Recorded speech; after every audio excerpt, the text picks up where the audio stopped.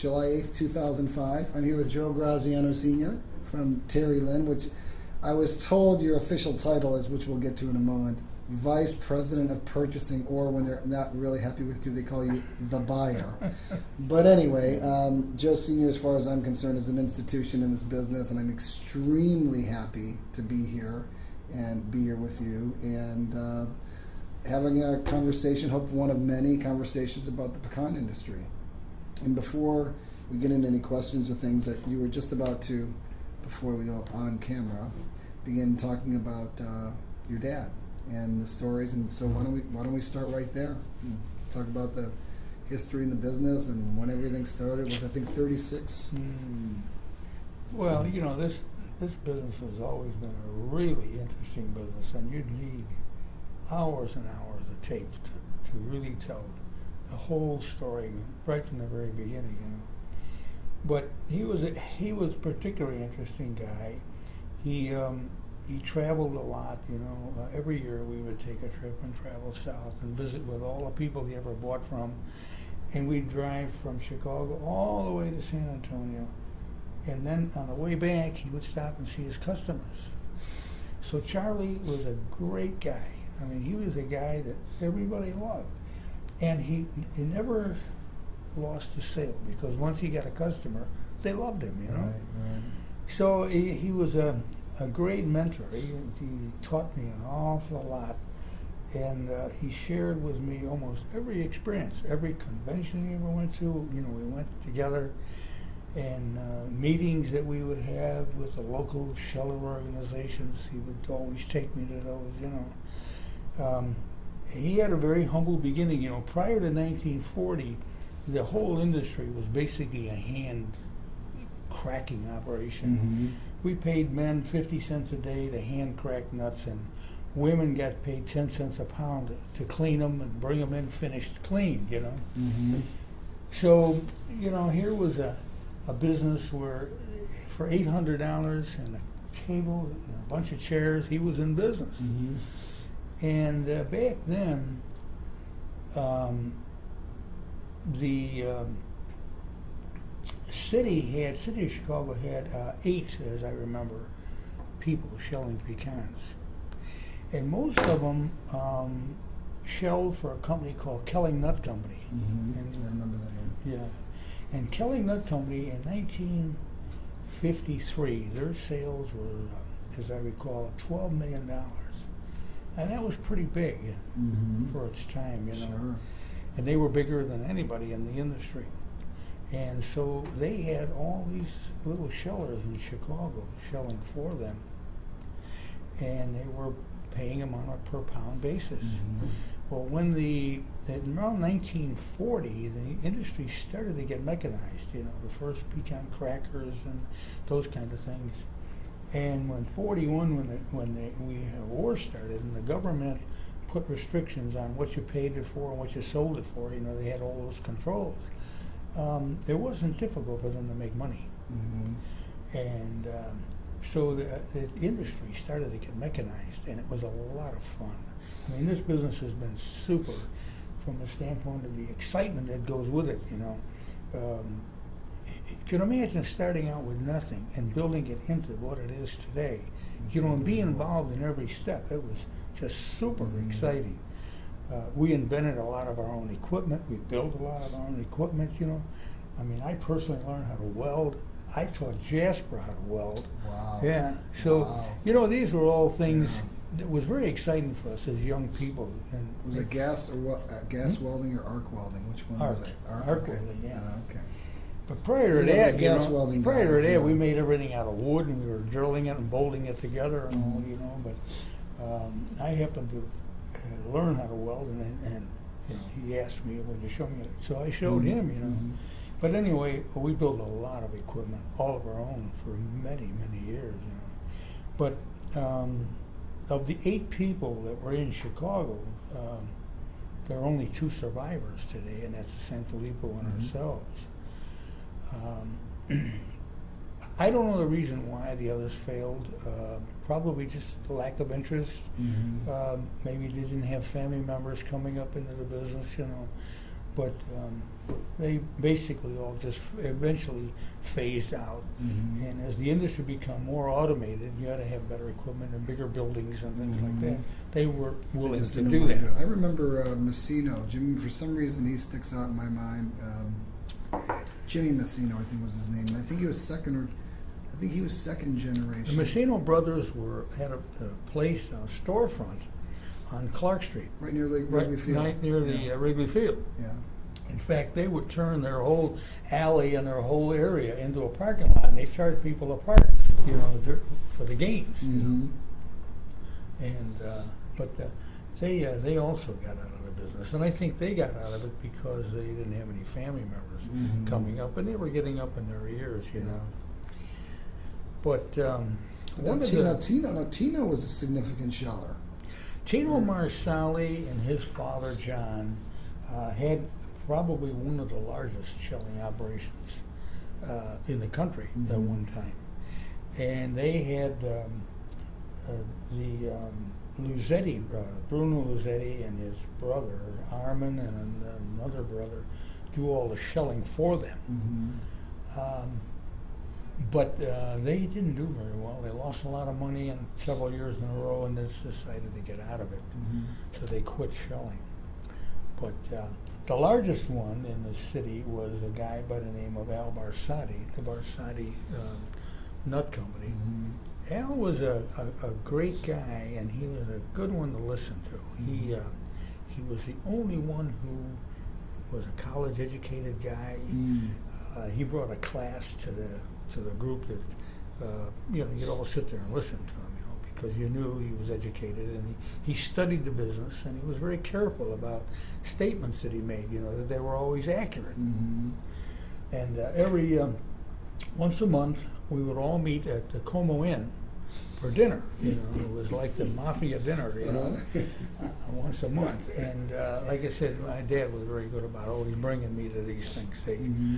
And I even remember what everybody used to like to eat. Barsati always wanted the fish and cooked in that pot, Mm-hmm.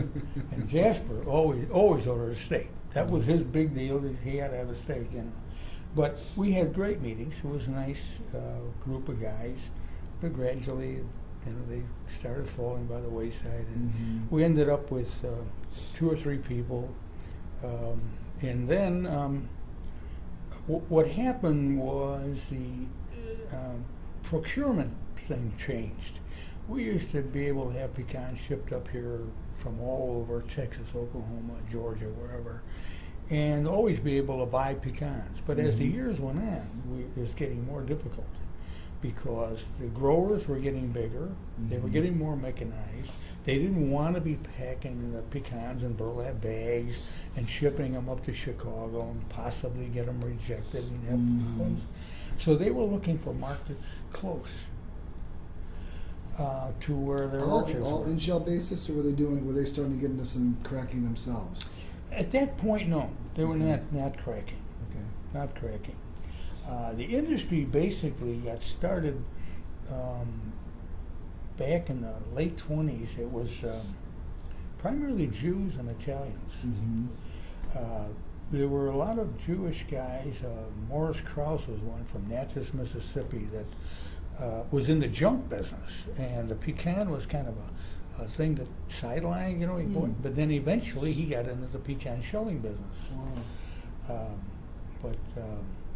Anyway, Funston Company, which was the largest in the industry, were located in St. Louis, and that was owned by the Funston family, and eventually they sold out to Pet Milk. Right. Pet Milk. That's And- Hugh King that worked with Funston, right? Correct. Did he work with Funston family, and then did he ever go with the pet milk side? It was or- my understanding that Hugh King was a vice president of the bank that financed the Funston family. And when they had problems, they put Hugh King in there. And he turned out to be a phenomenal guy. I mean, if there's 2 people in the industry that I had the highest regard for, he was one of them.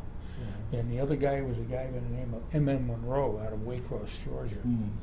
Those 2, to me, were, I listened to everything they said, Yeah. and half of what I do today is based on the things that they taught me, Now, did they come up with one of the things that you taught me, and that was If you get too big, you have to buy from people you don't want to buy from, and you have to sell people you don't want to sell. Yeah, that was you, King. That was you, Kings? That was you, King. I love it. He was fantastic. I Yeah. love it. And Monroe told me one day, I was bragging about how much money I made selling some walnuts or something. He says to me, save some of that smile for sometime, when you're going to need it. Save some So of that he was, smile. but he was very good. Yeah. And there's two of those two people for a period of time controlled the industry. Mm. They had the money, they had the connections. It was a very interesting year. Now, the only guy that I know that worked for Pet was Dick Carey. Boyce Thompson. Oh, Boyce worked there as well. Boyce Thompson was vice president, and everybody thought Boyce I was thought he was at inherit. S&W Walnut or something for some reason. Mhm. Did they have a Walnut? Yes. Okay, so that's where. Okay. got What it. happened was when Pet Milk bought the company and Hugh King was running it, they made the decision to buy out Hague Bavarian in California and another company, I can't recall the name of it. And so they then became in primary sources of supply in black walnuts, light walnuts, and in almonds. Mm-hmm. And their whole game plan was to develop a retail package and a retail line that they could go out with. But it didn't work. I mean, they happened to get trapped in a couple of years when the market was working against them. Mm-hmm. And, as it is with large companies, it's not like myself or Jasper. We took the hit and say, hey, we're in this for the Right. long pull. A large company looks at it and said, wait a minute, you didn't make money, Right. liquidate it, Right. get rid of it. So they spun off the operation out of California, that whole thing, and ended up with just the shelling plants, and eventually they worked their way out of that. Hmm. Mm-hmm. But pretty much when Hugh had less involvement, I mean, that was kind of the beginning of the end, wasn't it? I mean, There was wasn't no it? question. Yeah. The day he stepped out of there, that thing started downhill. Yeah. The day he stepped out of there. He was a guy, we'd have a pecan meeting, and that people attended the meeting, many people attended the meeting only to hear his 20-minute talk. Wow. That's the kind of person he was. Yeah. And when he got up, you could hear a pin drop in the room, and everybody just Wow. listened. Interesting. Yeah. And he was a straightforward guy, honest. I don't think he tried to put anything over on anybody. He told it like it was. And, I think he always tried to give everybody pretty good advice. It's a good leader. Good leader for the Fantastic. Fantastic. And he was a guy that came and he bailed the industry out many times. There were times when there'd be 30, 40 million pounds of product on the market for sale. And he'd step in and sweep it up over a weekend. And Monday morning, the market was up. Really? Yes. Wow. I remember one incident, there was 2 million pounds that was brought to me, and the market was very depressed. It was 10 cents a pound. What they asked me to pay for them, and I said, okay. I said, I'll take it. And it was on like a Friday. Well, by the time we got to the guy on Monday, he said, I'm sorry, they're gone. King bought them. Wow. So, Is it still super difficult to get the growers to honor their deals? I mean, I hear so many horror stories. depends on who you're dealing with. And, I had one guy that 3 years in a row has, refused to live up to his contract. And he approached me this year, and I looked at him and I said, you got to be kidding. Mm-hmm. You think I would deal with you again? Well, he said, I got 7, 8 million pounds of nuts. I could use you. And I said, no, you can't use me. I said, you used me 3 years in a row. Who did he deliver them to? Do you know? Huh? Do you know who he delivered them to the last couple of The years? guy who paid the highest price. Okay, but I was just wondering maybe if it had anything to do with the Young situation. No. Okay. Had nothing to do with that. There's just some people who are not honorable. Yeah. I mean, I signed a piece of paper saying, okay, I'm willing to take them, but if I gave you my word, that's all you need, really. Mm-hmm. And that's the kind of people that I've dealt with, and we pretty much year in and year out, deal with the same people, and they give us a decent product at a fair price. Right. There are times when we have the advantage of the market, Yeah. There are the times we don't. Right. You know, you got to be a big boy and accept it. Absolutely. Absolutely. I don't know. There seems to be less and less big boys out there. You know, I've been in it since Well, 1981. in this business, big is not better. That's the key thing. That's true. That's Uh-huh. true. Now, is that a Hugh King, a Barsadi, or is that a Graziano? Big is not better. Well, you know, Hugh King hit the nail on the head when he said, when you get big, you have to buy where you don't want to buy from, and you have to sell where you don't want to sell to. Absolutely. It's a trap you get into, Yeah. and you know, you see it time and time again. Yeah. You know. Tell me about the progression from when Charlie started the company, you went on vacations, and on the way back saw customers, and just from that, was it around 1936? Did I read that correctly? Right around there? Between 36 to 40 Okay. in that All area, right. that time frame. And then built up that Ace Pecan company, and Ace Pecan was No, until what happened was in 1941, early in 41, like January, February. That's prior to the war. The war was in December. Right. A man by the name of Porter, who lived up north on one of the suburbs up north, had inherited a lot of money, and he was looking for a place to invest his money.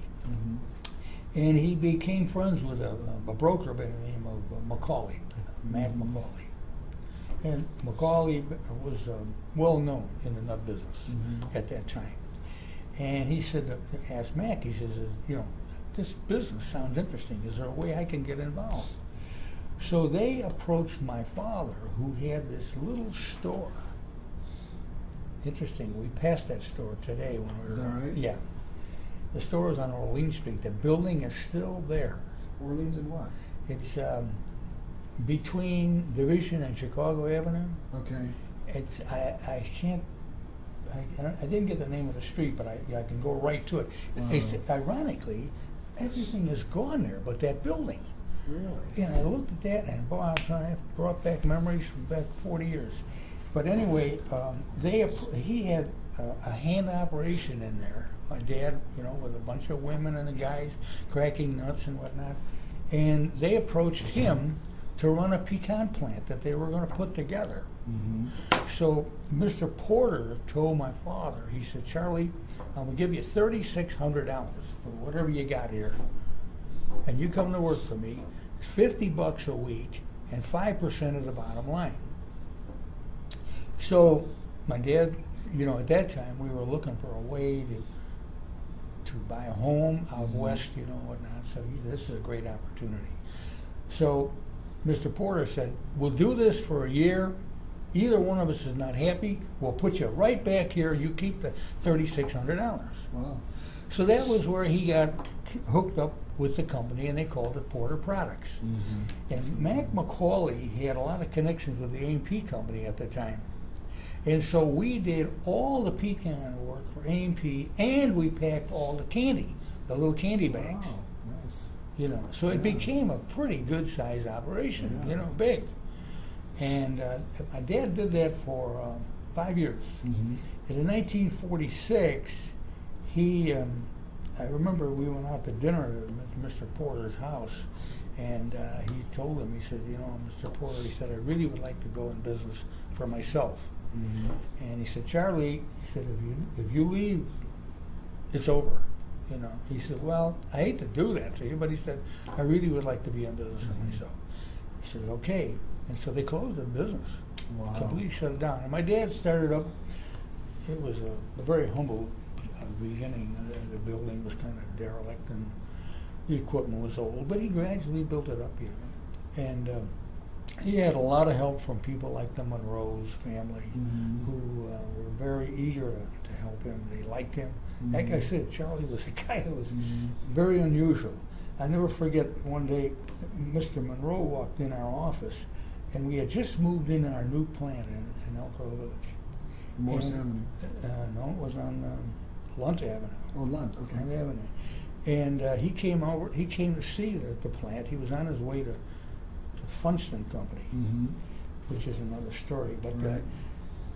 anyway, he's sitting there and he says to my dad, he said, Charlie, he said, is everything going well for you? And he said, well, yes, he said, but you know what? He said, we put all this money in this building and this equipment, and we went to the bank and asked for an increased credit line. They wouldn't give it to us. They wanted to reduce their credit line. He said, well, how much money did you ask him for? He said, we wanted to add for an additional $100,000. He said, they wouldn't give it to you? He says, no. He reached in his pocket, took out his personal checkbook, wrote a check for $100,000, Wow. and says, here, when you got it, give it back. That's nice. Never signed a piece of paper, Yeah, nothing. yeah. So That's that was great. Charlie. That's Yeah. great, yeah. Thank you. I love it. But anyway, when we moved to Elk Grove Village, the company started to grow, and it went very well for us, you know.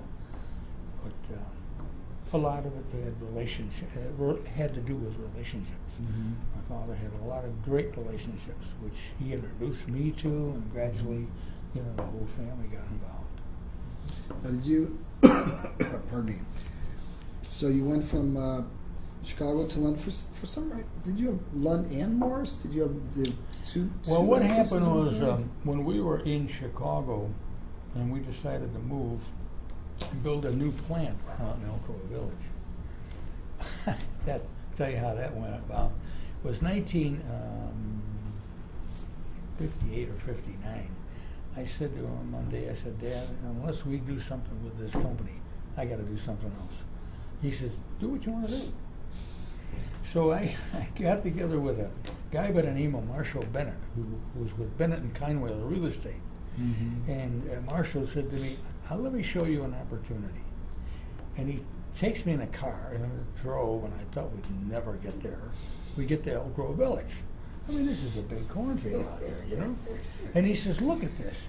The streets are being developed. This is going to be a great industrial area. I looked at him, I said, Marshall, you got to be kidding. He said, he says, this is a great opportunity. He says, the land is 65 cents a square foot. He says, it's cheap. You get the water, the sewers. He says, they'll give you 1 year free taxes. You know, he says, you can't pass up this opportunity.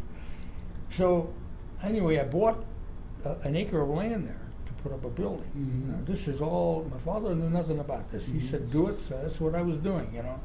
So the building starts to go under construction, and the foundation is in, you know. And I said, well, maybe I ought to drive him out there. I mean, you know, he's going to be paying for this. He ought to see it, you know.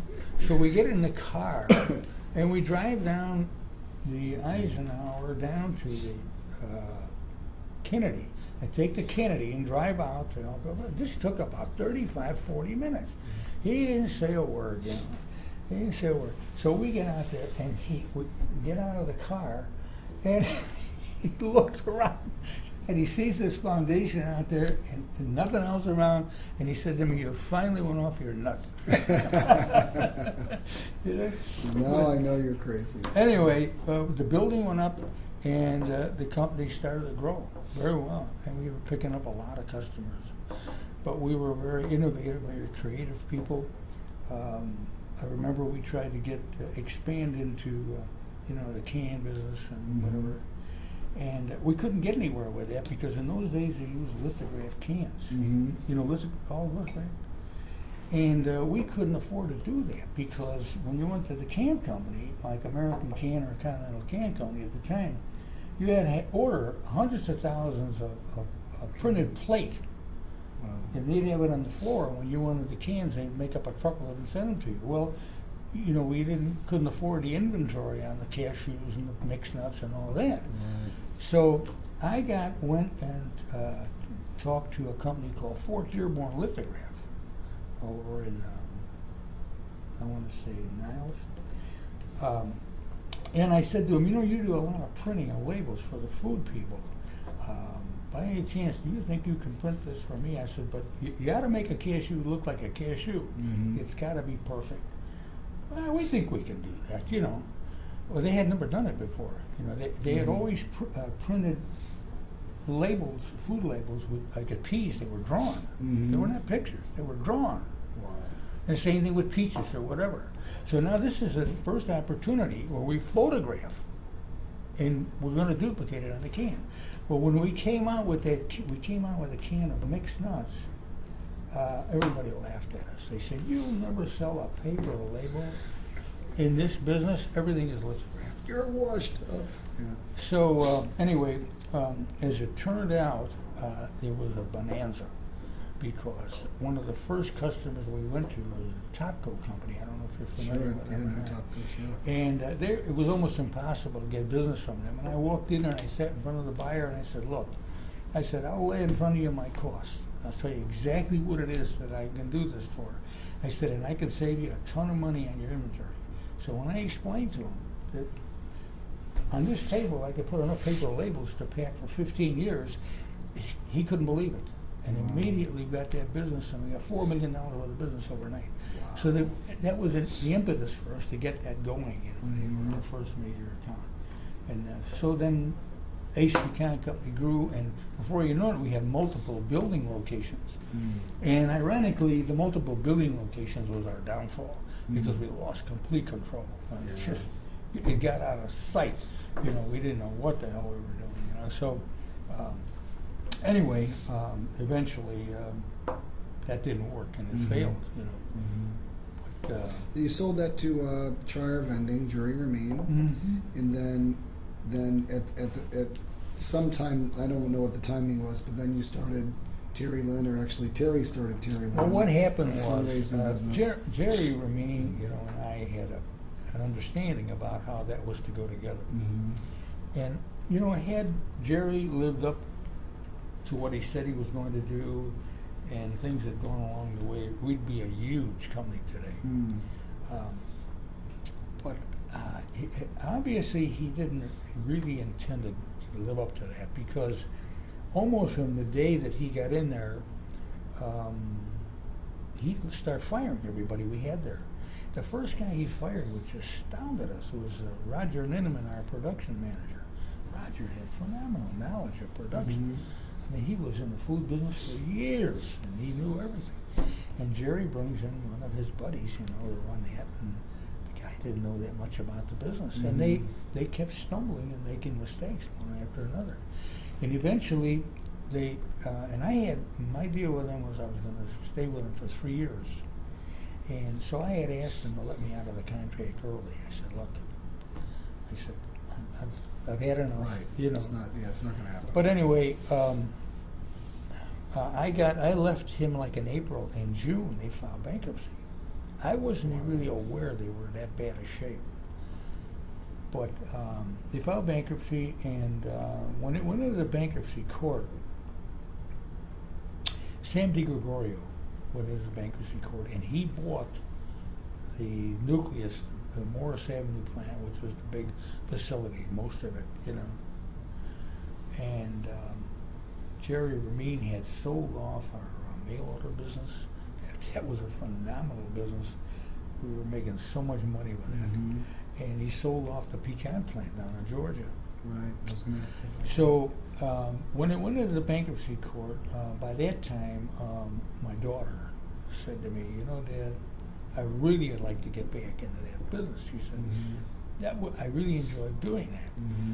So we went into the bankruptcy court and we bought the fundraising business back. Okay. It was we were bidding against Young and a Really? number of other people, Wow. and it wasn't cheap, but we bought it back. And then about 2 years after that, we were building a nice business with that. And immediately, as soon as we got it back into that business, I get a phone call from Walgreens, and they said to me, "Would you take back this business?" They were having trouble because S&A had let them down and all that kind of stuff. And I had a lot of friends over at Walgreens, and they trusted me, So they said, "We need somebody to take this." We got there was a lot of items and there was a lot of money involved. So I said, "Okay." So then we had to buy some equipment to take care of that business. Well, then I got after about a year or two of that, in 1996, I received a phone call from a bank in Cordele, Georgia, and they said to me, "Joe, by any chance, I said, would you be interested in buying that plant back?" I said, "Why?" He said, well, you know, the people that bought it, they haven't made a payment on that thing, that plant, in 2 years. Who bought it? Well, it was 2 growers and 2 in-shell handlers Okay. bought it, and they lost a lot of money in that. It's pretty easy to do. They in had it Congress. for about 4 years, and they lost a lot of money. Yeah. And anyway, there were a lot of reasons for it, but I said, well, let me take a look at it. So I, one day, hopped on a plane, went down there, and looked at the plant, and they had, in 4 years' time, I couldn't believe how much they had run that place down. So I came back and I told Terry, I said, well, Terry, if we're going to do this, you're going to have to spend at least $500,000. I mean, just to fix doors and whatever floor, whatever it is that they damaged in the place before we can even get that place going. But we made the commitment to do it because what had happened was when we started the fundraising business, we tried to get people to shell pecans for us. So you were buying the end shell, getting someone to toll shell for you? Well, we Is that tried what it you're both doing? ways. Okay. We tried to buy the pecan. Let me guess. You couldn't get the quality. We couldn't. Yeah. We got commitments, and then when the time came, we were to take deliveries because deliveries we needed were like July and August. So we'd make the commitments in October and November, and we'd say, okay, whatever the carrying charges are, Right. we'll pay for them. We need the nuts July and August for the fundraising. And then we'd get the pecans, and they weren't any good. And everybody that got involved in it, they just goofed it up. And then what I did, the only thing that worked, believe it or not, was I made a deal with Sam to shell pecans for me, and we bought these pecans out of South Texas, and he did a hell of a job. I mean, they were beautiful nuts. Wow. But Sam took a nosedive too then, you know, I mean, so that didn't work. But that was the only product we received that worked for us. So we got up to here with trying to, you know, we said, okay, if we have to buy a lot of pecans, we might as well shell them for ourselves. So that's the only reason we got back into the pecan shelling business. So that was 96? Right around 96 that you bought the plant? 96, and we actually took over the thing in 97. Okay. And How's it been? it's been very successful. It really has. So. We have, you know, we had great relationships there for a long time with a number of dealers and growers, you know, and we get good product, pay a reasonable price for it, and everything seems to be working out fine. The customer base has been growing. Most of it's by word of mouth. We haven't spent a whole lot of money, you know, putting people on the street trying to sell it or anything like that. But there are people who have purchased from us, like the product, and come back and buy more the next year. That continues to grow, you know. And so where that will go, I don't know. And, you know, we have no intention to be number one. If for no other reason, number ones always fail, and we don't want to fail, you know. Right, So it's amazing. yeah, it's amazing. It really is. Unbelievable, yeah. I mean, Funston, Tracy Lucky, Young. I mean, Young definitely. It goes was back up to S&A. 50 yeah. years. It goes back. Really. I mean, there was a company down in San Antonio, Texas, a Standard Pecan Company. They eventually sold out to Planters, and they were huge, and they went under. One of the more recent big ones was a guy by the name of Bill Code. I don't know if you heard that name or not. No. But Bill Code's family had a bakery called Omar Baking Company. And when the senior member of the family had died, Bill Code and his sister inherited the business. The story, the way it goes, is that they split about $14 million.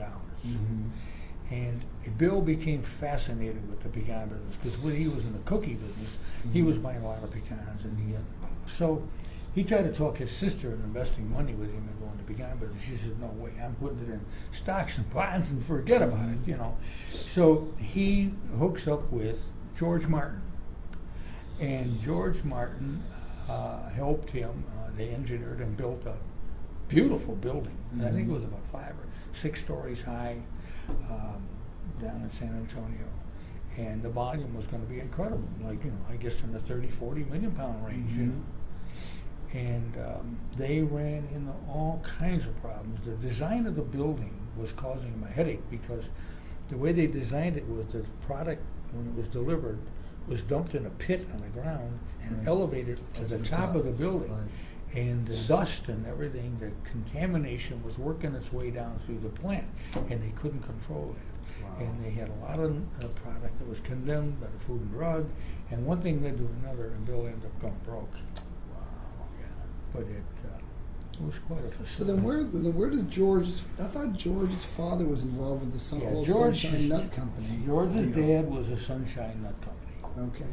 and then He sold to the Taylors. The Taylors sold to Jasper. No, Sunshine sold out to Code, and they put that deal together. That's how it happened. And then when that thing all collapsed, the Taylor Taylor's Boys. boys Right. got it. Yeah. Yeah. Okay. And then George went to work. I'm trying to remember if George was working for Tony when he started Navarro. I don't remember. No, For Tony Newsom. he was working for Newsom. He was That working for was Newsom before Navarro. when he opened. Oh, it was. So he did start at Newsom before. Oh, that's right. It was With Newsom, Newsom. York, and Martin. They started to think NYM, which is what he's calling himself now. It's Right, Newsom, right. York, and Martin. Right. Okay. So then he and Jasper and McNutt Correct. started Navarro. Right. Okay. Exactly. I heard, by the way. Incidentally, George would be an excellent guy to interview. Oh, I'm going to interview George. Yeah, He's- definitely. I have a very high regard for him. He's got Yeah. a lot of experience in his business, Yeah. and he's got stories too. Oh, I know he does. I know he Lots does. of them. I think when I interview George, I'm gonna have a couple bottles of wine here. Just like, okay, George. Well, he was let it a guy, that he prior to him having this financial problems recently, he was the president of the association for I think 2 or 3 years, Mhm. and he did an excellent job. I mean, Wow. he kind of held that together. He was. He and Dan Zidane. I think Dan Zidane was working pretty hard too. Dan was a great support, and Dan was a guy that enjoyed working with the numbers and the details and whatnot, and it meant a lot. Mhm. And the two of them came up with some great reports that we were getting, Mhm. and it went on for a number of years. And then when George got out of there, of course Dan left at the same time. That whole thing fell apart, which was Wow. sad because we were building some statistics that this industry really needed. Right. And Huh. Just wasn't picked up, huh? I think that's probably when I got out of it too, because I remember when George was running. I remember when Dan was giving his presentations. I think it had to do with the marketing order and all those kind of things that they were trying. we were working on. doing this monthly report, which was fantastic. Wait, let me see if I can remember the name. It was like an accounting firm, an independent accounting firm. I want to say it started with a K or so. Kellen. Mhm. Kellen report. Sure. Right. Mhm. Okay. Yeah. That was a good deal. And we Yeah. for example, I have records on this thing, and it goes back, say about, I think the thing was successful for about 4 years, and I even use those numbers today. When you look at the meats that were sold in January, Mm-hmm. February, March, April, and if you look at the years as they go down, some cases were so consistent. Wow. And this year, I noticed the first time we had a change in those numbers. I think it was the month of April, and the sales were down. Wow. And I said, well, I'm going to wait. We'll wait till the next month, see what Yeah. happens. The next month was down. Wow. So there's no question, based on what has happened since April, that we've lost some consumption. Yeah. Wow. Yeah. Interesting. Which is, in this case, probably pretty good. It seems to me that it's going to be really, really good if consumption decreases as we come into this year, so everyone doesn't chomp at the bit to buy the in-shell too early, especially at these prices. But at the same time, I don't think anyone's really anxious for, Junior Mammoth halves to go from 530 to 520 to 510. I mean, and again, the purpose of this is just a Jim and Joe question. This is not the interview question, but I've just been thinking a lot about. I just want your opinion on that. I'm thinking it's I think kind of good if pecans kind of cool down consumption a little bit so that everyone isn't chomping at the bit. The shellers aren't chomping at the bit buying new crop, or are they just going to do it anyway? Well, unfortunately, Unfortunately, we just don't have enough nuts to get that price down where we want it to be. Okay. We got a problem that's going to take a number of years to straighten out. We have the cyclical thing in our business. Right. And the only thing, sobering thing about this is that the West has a tendency to be more consistent in their production. Mm-hmm. Mexico has a tendency to be more consistent. The Southeast is up and down and up and down. Mm-hmm. Now, the more production that comes from that part of the country, the more stabilization we're going to get to Okay. offset this thing, okay? Are they doing more plantings? Yes, we're getting more. And the Mexicans, I'm predicting within 5 years are going to be 200 million pound crops. Wow. They're up to 110, 120 now. So and the plantings have just been unbelievable. The orchards are beautiful. They're becoming highly mechanized. Mm-hmm. It's a threat, a major, major threat to the American industry. Yeah, but if you need the pecans, why is it a threat? Well, I because mean, it's still tiny compared to walnuts and almonds. they're shifting their strategy from being an in-shell supplier, a grower, to a sheller. Okay. And they're going directly to the trade Mm-hmm. with their product. So anyway, but you know, the increased quantity of nuts from the West and from Mexico will help to stabilize this thing. Now, when that happens, and we don't get this up and down, if the consumption in this country is somewhere between 340 to 360 million pounds, Mhm. and I'm leaning to believing it's more like 360. The Okay. numbers we see tell us it's 340, but I'm not so sure I can believe the accuracy of those numbers for a lot of reasons, which I don't want to go into now. But if that's 340, we have to have crops of 340 or better every year. Right. Now, the feeling is that lately that this crop is probably going to be in the area of 350 million pounds. Now, they started out saying it was 287. That's a grower It's you know, Louisiana growers. number. Right. And you're going to see a number come up next week out of Texas. I don't know what that'll be, but I'm assuming it's going to be Yeah. higher. But if it's 350 million pounds, we have virtually no carryover, about 50 million pounds maybe carryover. That's 400 million. If you toss in another 50 million from Mexico, that's 450. Now, you have to have 100 million pound carryover Carry over to next year. to create stability in the business. Right. Otherwise, the prices go bananas Right. again. You See, do. and we're not going to have that if you have the normal consumption. And the reason I think the consumption is going to be normal, maybe even better, is because all these other nuts are so expensive. What other choice you have? You know, we make a product called deluxe mixed nuts. In the deluxe mixed nuts, we generally put 10% pecans, 20% almonds. What did you think we did this time? Huh? We want to reverse that. Absolutely. You put in pecans, sure. So, where do you go? And the consumption is not going to come down, Mm-hmm. okay?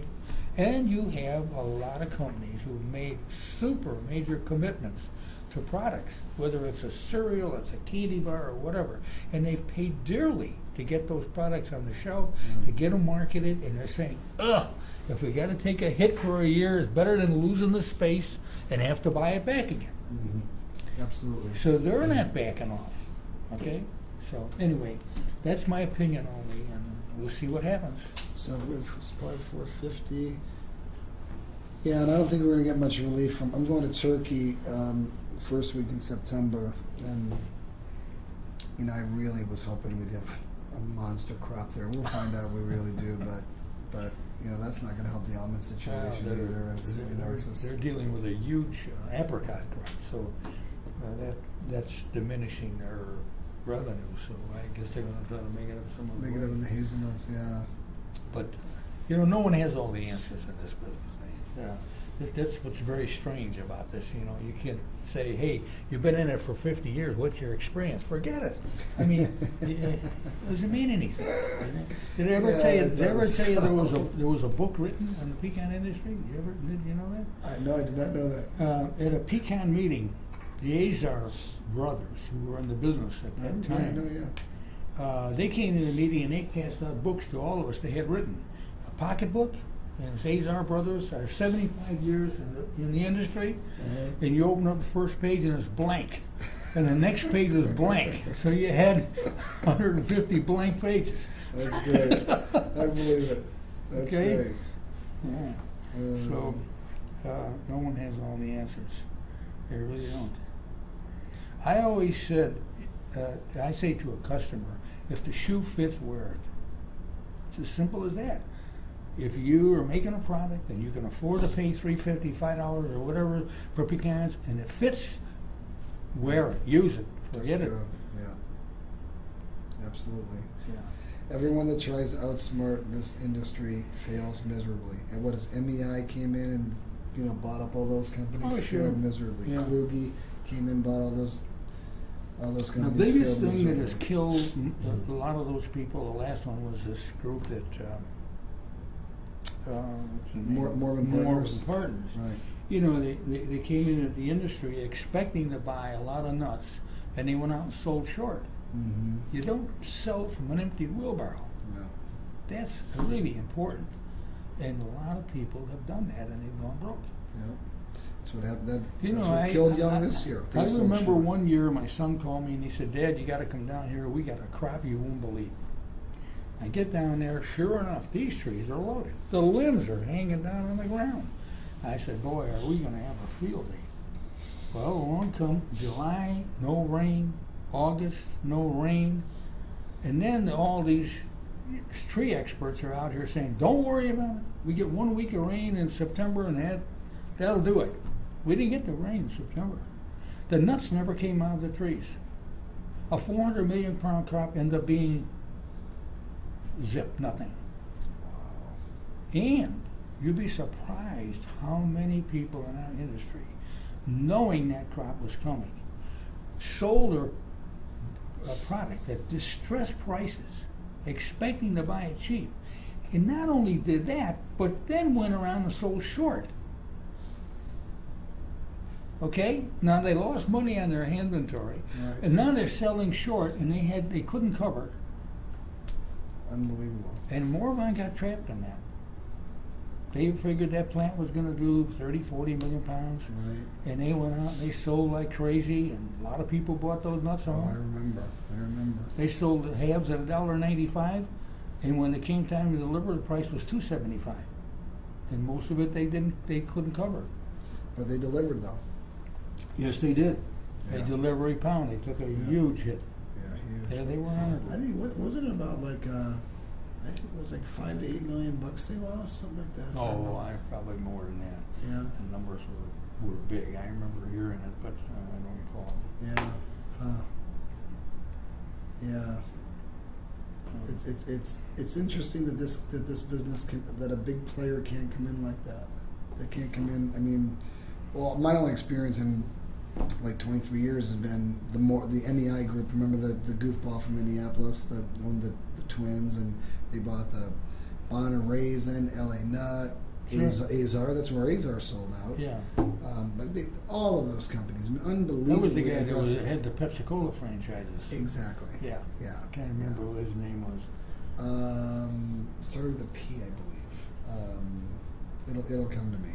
Yeah, I can see his face. He was at a Nut Salters convention, Mm-hmm. and very unlike you, Poulad. Carl Poulad, Mhm. right? Unlike your story of Hugh King, he got up there and he was giving a speech, and he literally started throwing the Nut Salters. He literally started throwing baseballs out. I mean, almost got clipped by one. I mean, he's literally like throwing these baseballs at everyone. And he goes, "I want to tell you why I've been so successful." He goes, "It's a 3-letter word." I'm going, jerk, asshole, arrogant bastard. Those aren't 3-letter words. Ego. And I thought, oh, this guy is such a trip. Yeah. So, I think he ended up going bankrupt, didn't he? No. No? Poulad still is a wealthy man, and he is. He just set it up properly so that those institutions didn't do very well. No, Yeah. he took his hits, spun them off, and he's Yeah. out of it now. But What a jerk. That guy, he didn't do anything for me. one of the things have you lived in Chicago all your life? Mm-hmm. Yeah. I wanted to ask you a few names. And just it's just kind of like, you know, like a first thing that comes to mind. Tony Newsom. Tony was a terrific guy. I mean, he really, to my way of thinking, he was a guy that he spent a lot of time thinking about every move he wanted to make. Mm-hmm. And Tony was very clever. He was very innovative and an extremely creative person. Unbelievable. I was sorry to see him leave. I really enjoyed talking with him. Of course, you never got a word in edgewise. Tony did all the talking, you know. But he really was a terrific person. You know, I worked for Tony for a year. Oh yeah, for sure. Yeah. They used to say that Tony, because we had Al Gardner, John Carroll. Did Wally Huggins work for? Wally Huggins worked for Tony, and I hired Wally away from Tony. Oh, you did. Yeah. And Wally worked for me for 5 years. That's how you, because that's another name I wanted to ask you about was Wally. Yeah. Great terrific guy. Wally was the best salesman I ever had, and he was, for Braun, the best salesman I ever had. Here was a guy that would call you every single day. Now think about this. If you have a favorite customer, could you call him every day? What would you say to somebody every single day? How was your breakfast? Wally called everybody every single day. And he had this quick conversation he'd have with you. With Hello, Joe, this is Wally Huggins. I remember he's very sing-songy. Hello. Yep. It's Wally Huggins, yeah. I liked Wally a lot. In fact, when he was going to go with Braun, he said to me, Joe, he said, I'd like to take this job, but I wanted to talk it over with you first, you know. He said, they've offered me a great opportunity, but he said, we got concerns because Braun sells you a lot of product. And I said, Wally, I said, you know what? This is a great opportunity for you. I said, we're a growing company, but we're not going to get to where, I think you'd like to be 5 years from now. Mm-hmm. I think you would be better off with that opportunity. I said, don't pass it up. Good for you. And so, we parted good friends, and in fact, my relationship with Braun, thanks to Wally and Jerry Vogel, has been fantastic. Those people have extended us credit when nobody else would. Wow. Yeah. Do you remember Wally and I were involved in that really fun pistachio dough, remember, in 82, 83 with Dominic's and everything else? Yeah.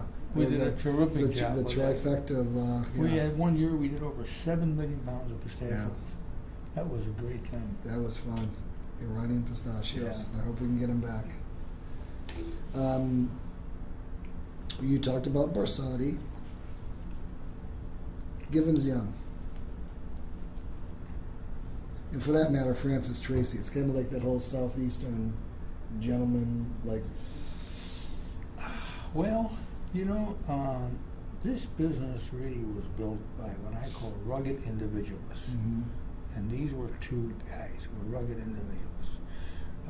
The Monroes were, there were certain key people, Al Barsati, these are guys that shot from the hip, They made a decision like that, you don't have to quibble. They knew what they were doing, they knew what they wanted. They were, no question that they were great leaders. Mm. They were good for the industry. And I don't know why, they've had their problems and why those companies have had some failings, but well, Tracy goes back to your number one thing. They bought Funston. Remember, they all of a sudden they had I forgot how big they were before they bought Funston, but Funston really elevated them into. They had a pretty good facility, and they bought a little sheller out of Kentucky called Roper Pecan Company. Okay. Now, Roper Pecan Company was primarily a seedling sheller. Shelled Kansas, Oklahoma seedlings, Indiana seedlings, and Tracy would buy a lot of pecans from Roper to fill their business. Mm-hmm. And because their plants were primarily paper shell and they needed the seedlings. So when Roper wanted to get out of the business, there's another little story with that one. Roper wanted to get out of the business. They bought that company, Okay. and they got bigger and bigger. But they got involved in things like farms, which, you know, Francis did? yeah, people say to me, "Do you grow your own pecans?" I said, "Are you kidding?" I said, "I don't know that business. I do what I do best, period. Mm-hmm. I don't get fooled around." That's why a lot of growers who get into the pecan business fail, because they're great at growing nuts, but they're no good at selling, at running a pecan plant. It's a Right. whole different world, you know. Right. But You're going to tell a story about Roper. About well, the Roper. the guy that ran Roper Pecan Company, his name fails me now, but Jasper would remember him. I could see him today. Jasper and I had invented a machine that we sold to Goldkist Pecan Company, and it was being installed in a place called Canton, Mississippi. Mm-hmm. If you look on a map, you can hardly find it. You know what I mean? So I said, well, okay, we're gonna go down there. Let's stop at the Roper Pecan Company and visit with him and see his plant, and then we'll go down and we'll install this machine. We sold them. So we get down there and we spend a day with him, and we had a nice lunch and whatnot. And he says, why don't you charter an airplane? And I said, what do you mean? He said, well, why bother to try to get on a plane and get into, you had to go to either a major city like Hattiesburg or something and then rent a car and whatnot. He said, you can charter a plane in this town cheap, a couple $100, and the guy will take you down there. And I looked at Jasper, he looked at me and said, oh, okay, so what? You know, so we hired this plane. Now this is like about 1 in the afternoon, see? So we get on this airplane, and I guess that's probably 400 or 500 miles. Well, I don't know how fast one of these little planes goes. What, 150 miles an hour? Right. So maybe a 3-hour trip. Right. Well, when we get on the plane 1 in the afternoon, about 4 o'clock, we're not there yet, you know? And I hear this thing is buzzing on the top of the airplane. And Jasper's back there, he's sound asleep, you know? And I'm saying to myself, something's not right here, you know? Well, then it gets 5 o'clock. Then it gets dark. And I said to this guy, I said, do you know where you're at? He says, yeah, I think so. You know, he said, I think that's it right there. You know, and he points down, and there's a field that's got, and it not lit up too good, but he said, that's it. So we land on that field. Now, mind you, after all this time, you're wondering how much fuel is left in that plane. See? Sure. So we land on this field, and the guy lets us off. He turns around and takes off. And here we are out in the middle of nowhere, and there's this little shack, and it's got a light bulb on it, you know, and that's the only light out there. And he says, now what are we doing? So in the meantime, we're talking about this thing, this dilemma we're in, and here's a car coming down the road. So we run out there and we flag this car down. And we said to the guy, hey, you know what? This guy let us down. This is Canton, isn't it? He said, no. He says, Canton's up, you know, up here. He missed, you got the wrong field. This is a private field, you know. So anyway, to make a long story short, the guy took us into town, and but that was a harrowing experience. I'll Oh, tell you. that is funny. Huh? It was really something. Yeah. Okay. You were saying something about earlier about a story about Charlie and Funston. You said I want to tell a story about that. I didn't want to interrupt you, but do you recollect what it was? You said about your dad, and then about Funston. You said and that's another story. Do you remember Oh, what that was when M.M. Monroe came to see our plant in Okay. Elk Grove Village. He was on his way to St. Louis because Funston wanted to sell the company to Petco. And M.M. Monroe had a lot of stock in that company. He was one of their biggest stockholders. They had to get him out of the way. So they were willing to make him any kind of a deal. So he was on his way there, and he sold his stock. Oh, I see. Interesting. But here was a man that he would supply us with a lot of raw material, give us a tremendous amount of credit, and he financed so many people in the industry, and nobody knew it. So when a broker would call him and say, hey, you know, South Georgia Pecan Company are offering such and such and such a price, he knew the guy was lying because he was financing that operation. Right. He knew what was going on, you know. And there were a number of companies, 4 or 5 that I know for sure he financed. He even financed Renfro Pecan Company, you know Renfro Pecan Sure, Company? absolutely. Jake's father. Yeah. And he financed us for many, many years. Wow. Yeah. And I remember he came up and he said to my father, I want to take your son with me back down there. So he insisted I go down and work in the plant there for a couple of weeks, and I did. He was, you know, very kind to me, you know. Yeah. And I did it only because I was so interested in hearing everything that guy had to say. Mm-hmm. And taught me a lot about the business. Very good. Mhm. Very good. Rose Musso. Oh, that's an interesting person. Super interesting. Here's a gal that had phenomenal success, had a disastrous failure, made a hell of a comeback, you know, and a tremendous amount of integrity. In fact, this man we were talking about, Monroe, Mm-hmm. he came up one time and he said to my dad, he said, I'm here because I got to go talk to Rose. And and my father said, he said, hey, man, what happened? He said, well, you know, we sold her a load of pecans she never paid for. And she's now in Chapter 11 or whatever it was at the time. Mm-hmm. And he said, I'm going to go see what arrangements we can make. And so he went over there and had a meeting with her. And then the next day we talked to him, and he said, she told me she was going to pay back every single dime. He said, and I believe her, and end the conversation. Wow. And she paid back did, every single yeah. dime. She never stiffed anybody, you know what I Yeah, mean? And absolutely. she worked her living butt off in that business. She really did. Unbelievable how hard that woman worked. Did her husband Tony work very hard in the business? No. He was, Tony always sat in the office and he liked to watch her work, you know. That Okay. was it. Yeah. Tony was, well, he had some health problems, you know. Yeah. Nice guy, but I mean, he just, He was a nice guy. yeah. But she Her was, son Tom's a nice guy. I mean, she was a yeah. phenomenal gal. You know, She had a lot of fire in her. she did all of the nut packing and roasting for Walsh Nut and Candy Company. Mhm. And Walsh Nut and Candy Company had all of the national tea business all over the United States. Mhm. And what happened was the buyer, who was a very personal friend of Tom Walsh, drops dead.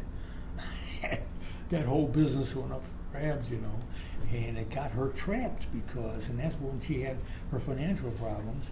Wow. She had a lot of commitments for cashews and everything, you know. Sure. And that's what happened. Wow. Yeah. Did she start on North California? I know it's 3325 North California, but I'm wondering, was that their first building? No. She was originally, she worked for Gittarelli Nut Company on Wells Street. Okay. Gittarelli Nut Company was only half a block away from Ricci and Company. We were all in the same area, you know, at that time. Yeah, that's right, because then you were over on, you said, And Orleans. she was kind of Chicago like a production supervisor for Gittarelli Nut Company. Oh, really? And then one day she decided, I want to be in business for myself. So she left them, Wow. and she started her own place. And she happened to rent a building. When I got married in 1952, my wife and I rented an apartment on Diversey Avenue, Mhm. which is near the Robert Hall Printing Company. Where my And father Rose worked. was right across the street with her factory. Really? Yeah. And yeah, so she was there for a number of years. And then she decided to buy her own building, and it worked out pretty well. Yeah, and then they went from there to Tui to Yeah. Skokie. Yeah, Mhm. interesting. Well, I don't know if I should say them together or separate. We'll start with John Carroll. Well, I was not particularly close with John. We did have some financial dealings and some business transactions. Probably dealt a lot more with Al when they were partners. You mean Gardner? Yeah. Yeah. Mm-hmm. Yeah. Yeah, I did, and that held true even after they split. Mm-hmm. John had a kind of a different kind of a business. It just the shoe didn't fit us that well. You know what I mean? Whereas Gardner was more into the nut thing. And, Right. John did a lot with raisins, and he did a lot with the packaging. Yeah, and he with- had this super Mars, connection yeah. with M&M Mars. Yeah, you know. yeah. And I tried to get involved in that because I wanted to get the printing business on the film. You know. Okay. And but John had this commitment with a company up in Michigan that was Cellofoil. pretty tight, and it was difficult to change that. You know, so we never did put anything together. I remember when I worked there too. Yeah. I was a gypsy. I worked everywhere, but got fired from everywhere too. But he, I remember the cellofoil was a big deal. Oh, it was yeah. It was a Super big. because every day you get the mail. It's kind of cool the way they did it over Yeah. there at Gardner Carroll because they had Al, John, Bill Higgins, myself, this guy Dan Raimondi for a while, but then Dan left, and then Bill White. That's how Higgins, Higgins Yeah. and White. Of course, they're related, but they worked together there for a while. So you get the mail every day, and the bottom of the mail were the copies of the they were typing up confirmations at that point, on the IBM Selectra. And it was the broker copy, if you will. You just see all these things: sell it. I mean, he was Yeah. doing a lot of business Oh, yeah. with them. Yeah, in fact, he had his business card because Mars had some issue with dealing with brokers or something. Sure. That anyway, Coop, S.J. Cooper, Oh, my old boss. Coop was a super guy. Oh, was he your boss? The Coop was. I worked for E. Skinner, which is a retail food broker out Yeah. of college. Yeah. After 3 months of working there, they merged with a company by the name of the Kellerman Company, became Oh. Kellerman Skinner. Coop said he wanted to have someone in. He wanted someone. Interviewed 35 people in, and he hired me to be in the industrial. That's how I got in the industrial nut business. Was working for Coop. Yeah. No, he was a super guy. Coop and my dad were very, very close. Mm. Cooper came out of a black walnut plant. That was his beginning. Oh, that's right. And he was brought here to Chicago by Mac McCauley. Remember the McCauley? Yep, right. Uh-huh. And Mac put him into the Kellerman Company. Mac was the Kellerman Company. Ah, Okay? And he brought Coop in. And Coop, to my way of thinking, was a successful man from day one. He just was a likable guy, Mhm. had a lot of integrity, Mhm. just terrific person. Smart guy. Yeah. It was fun. It was really fun working for him. Yeah. Well, while I was working for him, that's when he passed away. It was just a disaster. And Yeah. anyway, that propelled me out from the Rick Lindstein thing and all that. Nick Sachs. Talking about characters in the pecan business. Well, you have to give Nick credit for doing something that I think a lot of brokers would like to have done and never been able to achieve. And that is to build not only a niche business from a customer standpoint, but a niche business from a supplier standpoint. Mm-hmm. He's got that thing working so well. It's a well-oiled machine. It really is. And I would willing to bet that Nick makes more money than anybody else in the industry. Oh, there's no doubt in my mind. Yeah. There's no doubt in my mind. Yeah. Yeah. And his smartest move is to bring in Boyce. Yeah. Boyce was a great, great addition. Right? Yeah. But they got to, these two guys now are pushing 70 years of age, and both of them are not feeling too well. Yeah. And I've raised the question, hey, So what are you doing with his business? Yeah. What are they going to do with it? I don't know. I'm going to go see him. I want to interview him anyway. I want to interview Nicky. If you Just get because- Nick to, talk long enough, he'll tell you a lot. That Yeah. guy has a lot of experience. His dad, was in the nut business. Like in Minneapolis, right? Yeah, for many years. And then, of course, Nick moved through the brokerage thing and then eventually We worked for Tony. Yeah. Yeah. Tony, one time it was Al, Tony, and George Martin. Yeah.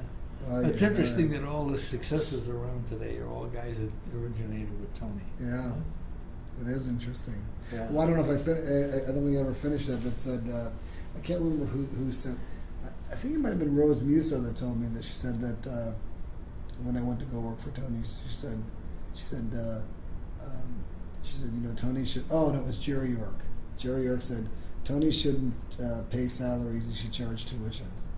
And it's so true. He does a 2-hour lecture. I mean, it just Yeah. goes and goes, and he just goes all over the place, and then bam, then he just brings it down. But he makes you wait for it. As Yeah. you and I Yeah. have experienced a bunch. He was a great guy. He just passed away last March. I don't know if you know that. He just passed away. Tony? Yeah, No, I didn't know. yeah, Someone told me he had Alzheimer's. yeah, But he did die. yeah. He died I'm last sorry to March. hear that. Yeah, I know. I would have kept worked for telling Tony my forever. wife, I said, let's take a trip. We're going to go to Georgia. We'll drive a little further and we'll go see Tony. And Yeah, you make mistakes in life by not doing those things. yeah, Boy, yeah. oh boy. yeah. Tony's great. And pardon me for not knowing this. I should know this. I'm going to just talk just a little bit, and then we'll call it a day, and we'll go have a nice dinner. But I want to do this again. Okay? Can I get on tape? You promise to let me carry on the interview again? Yeah. Whatever.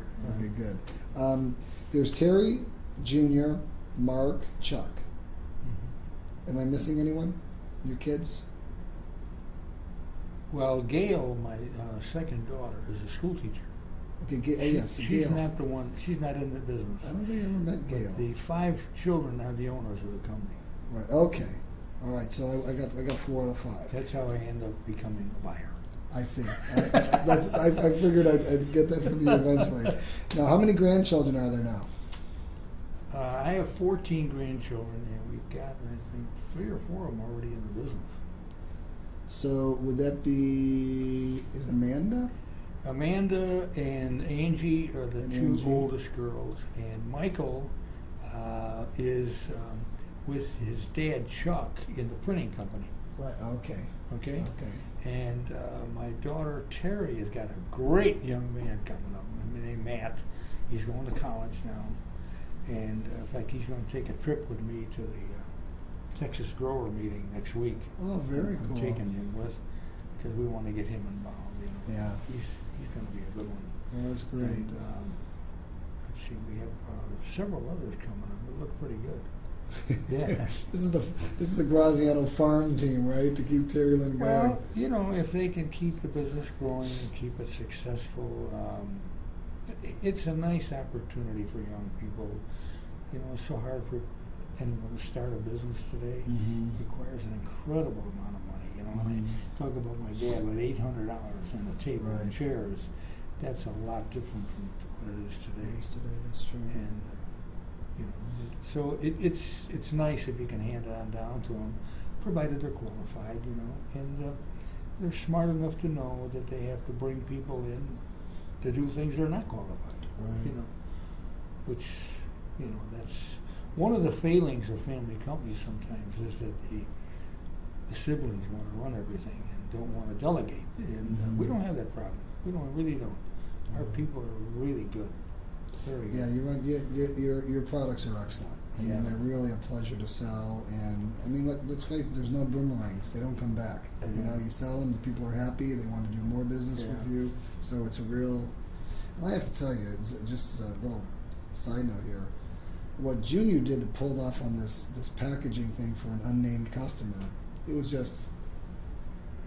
unbelievable how quick. Yeah. And it was anyway. It was just I was extremely impressed. Well, Joe has done a good job of getting He's so things knowledgeable. in place. Yeah.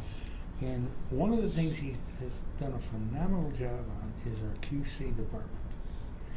He has trained those people in there to handle our quality control in such a way that a lot of the decisions we make become quick because you go to them and they have the answers. Mm-hmm. They know.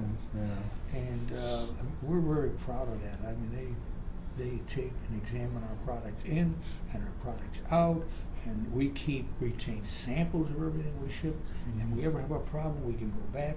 I mean, this is really well put together, and it makes it easy when you have people come and say, well, we've had Kellogg has been in our plant, Kraft has come to see, you know, people, and they say, oh boy, you know, you could do this. Yes, we can do it. Why? Because we have all these ducks in a row. Right. And it all centers around quality control, because that's what people look for today. Absolutely. You know, documentation. They drive you crazy with documentation. But Joe and his staff in that QC department have got all that down pat. Their files are incredible. Wow. What they can do. Yeah.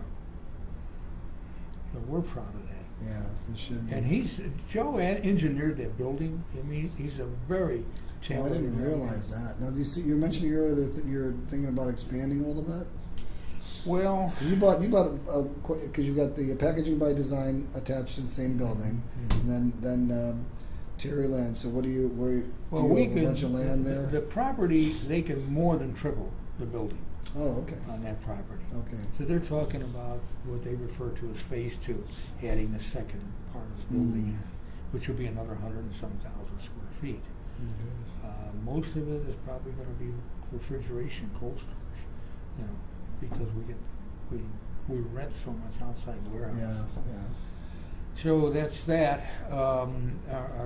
We have a dilemma down in Georgia because we have, you know, we've outstripped our capacity there, and you know, we're saying, what do we do? Do we expand that plant or don't we? You know, that's another problem there too. So. Well, there's a real move. I mean, it's a very interesting time in the pecan business right now. Well, it always is, but I think there's a lot of opportunity for a company like yours that has all the tree nuts that it offers, and you do offer value added, and you offer confections. You have a lot of diversity, and you have the quality that people can walk in, and you can sell all the majors. Let's face it. Right. You've put yourselves in a position to sell the majors. So with the pecan plant, I mean, I would think that that's one of your biggest opportunities is that. But you know, same thing. You know, you grow too fast, you have capital investment. And pecans are a risky business. I mean, and this could be a precarious year coming up. Yeah. So anyway. Yeah, true. Yeah. Well, why don't we leave it there? I want to thank you very, very, very much for coming here.